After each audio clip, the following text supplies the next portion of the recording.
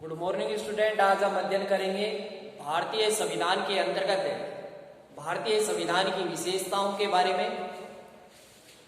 और इसके अंतर्गत हमारा पहला ये पॉइंट है विश्व का सबसे बड़ा संविधान।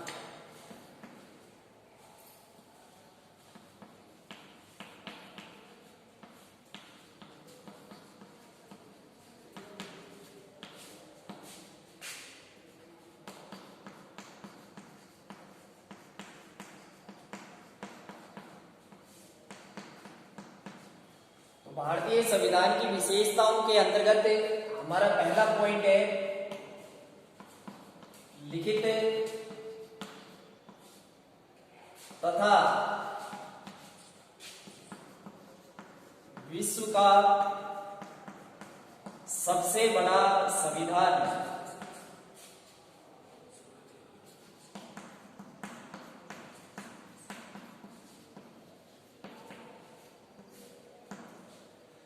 तो प्यारे बच्चों, भारत का संविधान विश्व का सबसे बड़ा तथा लिखित संविधान है।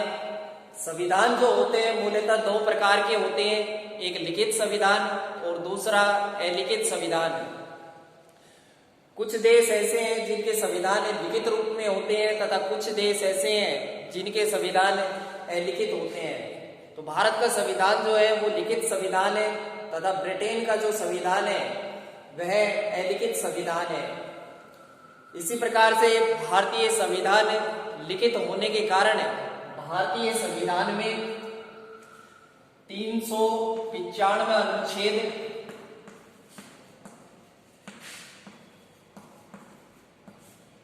22 भाग तथा 12 अनुसूचियां हैं।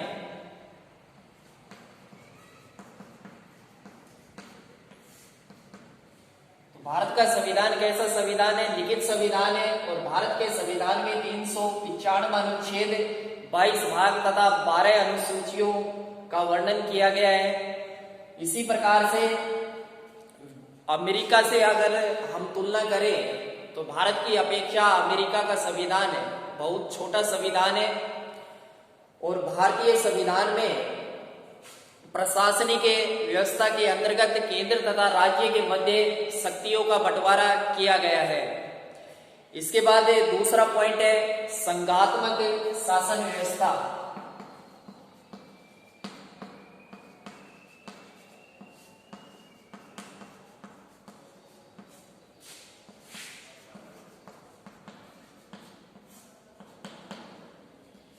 तो संघात्मक शासन व्यवस्था से तात्पर्य है जिस देश में भी संघात्मक शासन व्यवस्था होती है वहां पर दो प्रकार की सरकारें होती हैं, एक केंद्र सरकार और दूसरा राज्य सरकार। तथा शक्तियां जो भी होती है वो केंद्र सरकार और राज्य सरकार के मध्य बटी हुई होती है।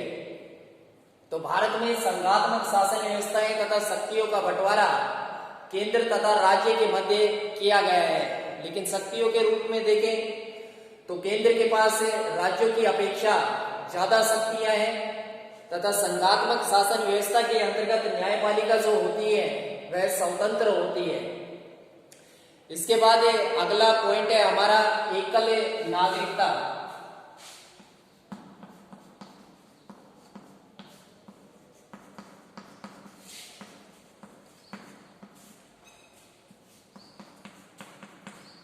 तो प्राय जहां या कहीं जिन देशों में संघात्मक शासन व्यवस्था होती है वहां पर दोहरी नागरिकता का प्रावधान किया गया है।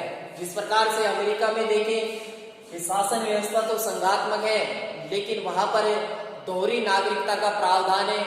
वहां के लोगों को एक प्रकार से देखें तो एक देश की नागरिकता प्रदान की गई है और दूसरा राज्यों की नागरिकता प्रदान की गई है। लेकिन इसी के विपरीत यदि भारत में देखें तो भारत में केवल एकल नागरिकता या कहीं इकहरी नागरिकता का ही प्रावधान किया गया है। भारत में रहने वाला हर एक व्यक्ति किसी राज्य का निवासी हो उसे केवल इकहरी नागरिकता या कहीं एकल नागरिकता ही प्रदान की गई है। यानी कि भारत में रहने वाला हर एक व्यक्ति केवल भारतीय नागरिक ही है। इसके बाद अगला हमारा पॉइंट है संसदात्मक शासन व्यवस्था।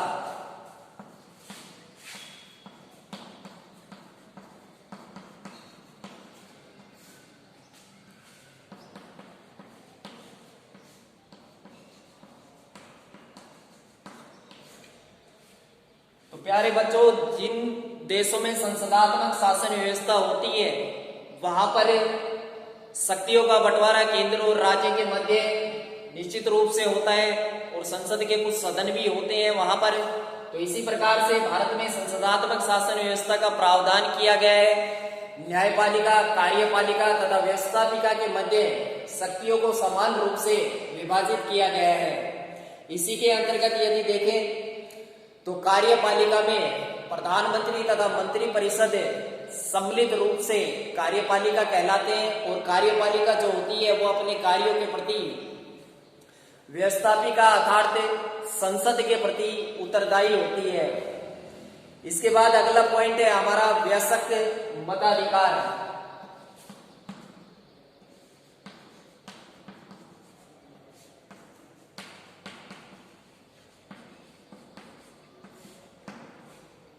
वयस्क मताधिकार से तात्पर्य भारत में रहने वाला हर एक व्यक्ति जिसकी आयु 18 वर्ष या उससे अधिक है और उसे मत देने का अधिकार दिया गया है और यही क्या कहलाता है, वयस्क मताधिकार।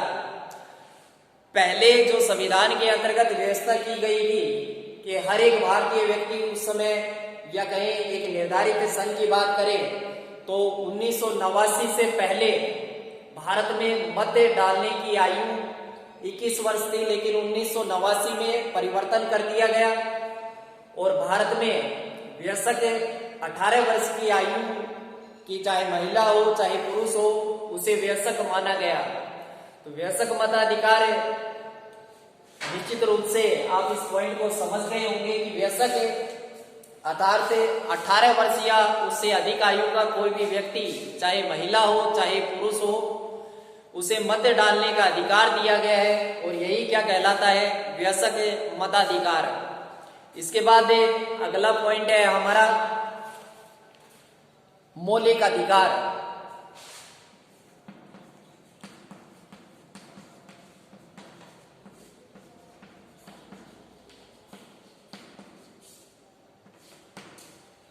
मौलिक अधिकार कहते हैं या मूल अधिकार कहते, बात एक ही है और भारतीय संविधान के अंतर्गत भारतीय नागरिकों को कुल 7 मूल अधिकार दिए गए थे, लेकिन एक संविधान संशोधन के द्वारा संपत्ति के अधिकार को मूल अधिकारों की श्रेणी से हटा करके एक कानूनी रूप दे करके उसे समाप्त कर दिया गया। और वर्तमान समय में यदि मूल अधिकारों की बात करें तो मूल अधिकार केवल 6 हैं। इनकी संख्या आप याद रखोगे, मूल अधिकार कितने हैं, तो मूल अधिकार बेटा 6 मूल अधिकार है। जैसे पिछली कक्षाओं में भी आपने पढ़ा है, स्वतंत्रता का अधिकार, शोषण के विरुद्ध अधिकार, संवैधानिक उपचारों का अधिकार इत्यादि।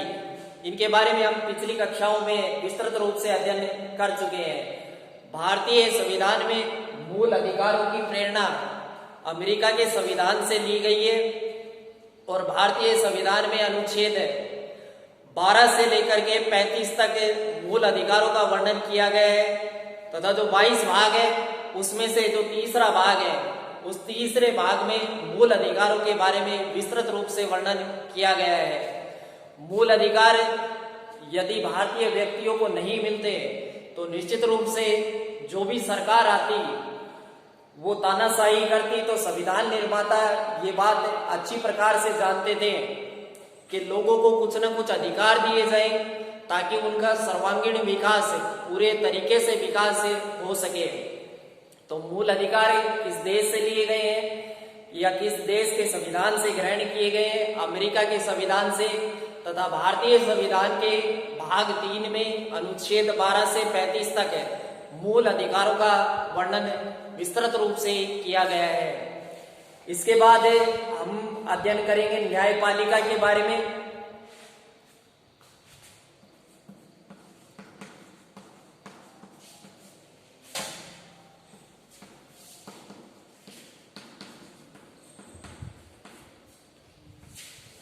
तो तो भारत के संविधान की ये भी एक विशेषता है कि यहाँ पर जो न्यायपालिका है, और न्यायपालिका के अंतर्गत यदि हम देखें कि न्यायपालिका के अंतर्गत क्या आता है, तो जितने भी अपने हाई कोर्ट वगैरह है या कहीं सुप्रीम कोर्ट है या इनके अधीनस्थ जितने भी न्यायालय हैं वो सारे न्यायपालिका के अंतर्गत आते हैं और इनका मुख्य कार्य न्याय करना होता है।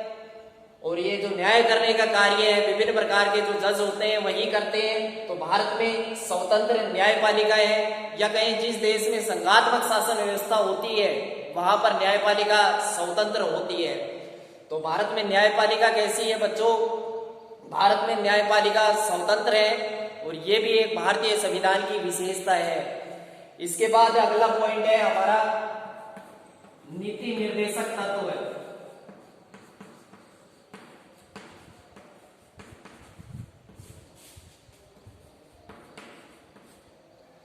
नीति निर्देशक तत्व जो है ये आयरलैंड के संविधान से ग्रहण किए गए हैं। जिस प्रकार से मूल अधिकार जो है या कई मौलिक अधिकार अमेरिका के संविधान से ग्रहण किए गए उसी प्रकार से नीति निर्देशक तत्व आयरलैंड के संविधान से ग्रहण किए गए हैं तथा भारत के संविधान के अंतर्गत भाग 4 के अनुच्छेद 36 से लेकर के 51 तक विस्तृत रूप से नीति निर्देशक तत्वों के बारे में वर्णन किया गया है।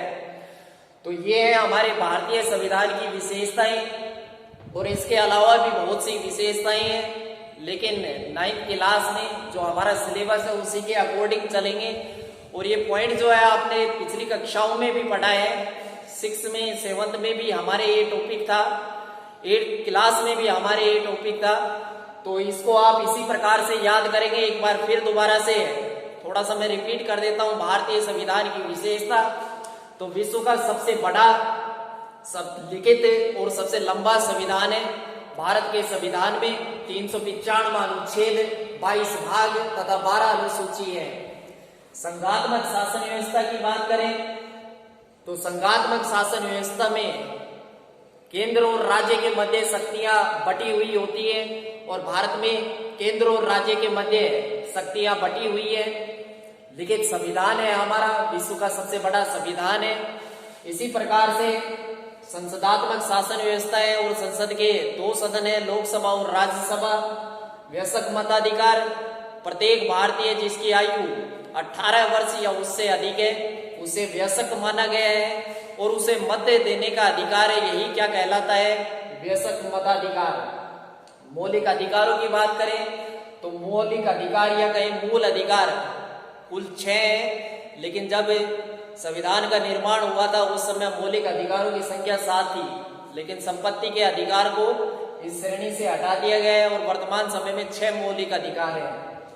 इसी प्रकार से न्यायपालिका जो है वो स्वतंत्र है।